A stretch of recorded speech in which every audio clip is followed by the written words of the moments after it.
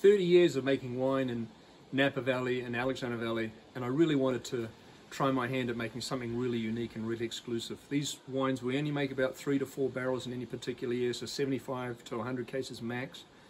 And we started doing this in 1999, so we've been doing it for a little while now, and we call it Plus. This is a new label, the black label. These are the 2015s, and the first one comes from Game Ranch, and the second one comes from Yoeman. And what makes them really unique, firstly, is they come from the outside rows. So the outside rows don't have any competition per se, so they typically have bigger canopies and less crop, so they're out of balance, but that's what makes them really interesting. Secondly, we age them for an extra year in barrel than what we do with our normal Goldschmidt wines. And then thirdly, I play around with the oak a little bit. I used to do it at 200% new wood, but as we've been lowering the alcohol every year, I've gradually also been lowering the wood. So even though they've been in barrels for 4 years, they typically have 125 to 150% new wood. But honestly, you can't see it because the wine is so rich and so powerful.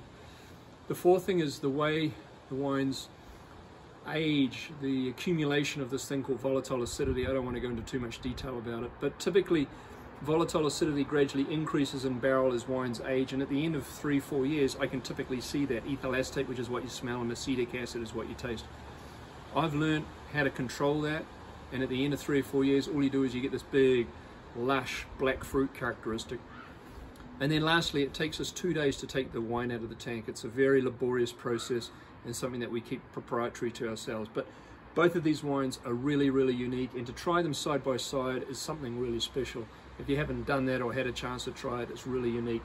These wines typically retail for about 150 bucks, which is a lot better value than a lot of our neighbors, even though they're our top wines.